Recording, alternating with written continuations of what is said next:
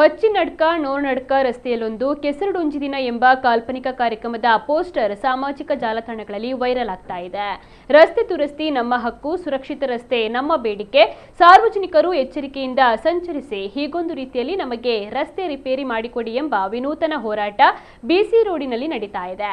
ಬಂಟ್ವಾಳ ತಾಲೂಕಿನ ಅಮಟಾಡಿ ಗ್ರಾಮದ ಪಚ್ಚಿನಡ್ಕ ನೋರ್ನಡ್ಕ ರಸ್ತೆಯು ಸಂಪೂರ್ಣವಾಗಿ ಕೆಸರುಮಯವಾಗಿದ್ದು ಕೃಷಿಗೆ ಹದ ಮಾಡಿದ ಗದ್ದೆಯಂತಾಗಿದೆ. ಈ ರಸ್ತೆಯಲ್ಲಿ ಸಂಚಾರ ಎಂಬುದು ಕನಸಿನ ಮಾತಾಗಿದೆ.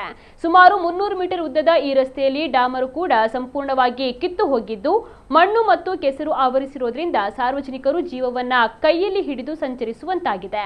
ಪಚ್ಚಿನಡ್ಕದಿಂದ ಕೆಂಪುಗುಡ್ಡೆ, ಅಚ್ಚಿಕ್ಕಲ ಹಾಗೂ ಬಂಟ್ವಾಳ ಬೈಪಾಸ್ಗೆ ಸಂಪರ್ಕ ಕಲ್ಪಿಸುವಂತಹ ಸುಲಭ ಮಾರ್ಗವಾಗಿದ್ದ ಈ ರಸ್ತೆ ಇಂದು ಜನರ ಪಾಲಿಗೆ ದುಸ್ವಪ್ನವಾಗಿದೆ. ದ್ವಿಚಕ್ರ ವಾಹನ ಸವಾರರು ಜಾರಿ ಬೀಳುವಂತಹ ಭಯದಲ್ಲೇ ಸಂಚರಿಸ್ತಾ ಇದ್ದಾರೆ. ಹಲವರು ತಮ್ಮ ವಾಹನಗಳನ್ನು ಮಧ್ಯದಲ್ಲೇ ನಿಲ್ಲಿಸಿ ಪರ್ಯಾಯವಾದ ಮಾರ್ಗವನ್ನ ಹುಡುಕುವಂತಹ ಪರಿಸ್ಥಿತಿ ನಿರ್ಮಾಣವಾಗಿದೆ. ದೈನಂದಿನ ಸಂಚಾರಕ್ಕಾಗಿ ಪರದಾಡುವಂತಹ ಸ್ಥಿತಿ ಇದೆ. ಜನರು ಸುಮಾರು 5 ಕಿಲೋಮೀಟರ್ ಹೆಚ್ಚುವರಿ ಸುತ್ತು ಬಳಸಿ ತಮ್ಮ ಮನೆ ತಲುಪಬೇಕಾಗಿದೆ.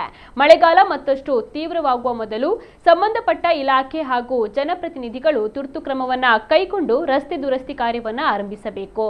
ಇಲ್ಲದಿದ್ದರೆ ಈ ರಸ್ತೆ ಸಾರ್ವಜನಿಕರ ಸಂಕಷ್ಟದ ಸಂಕೇತವಾಗಿ ಉಳಿಯುವಂತಹ ಅಪಾಯವಿದೆ.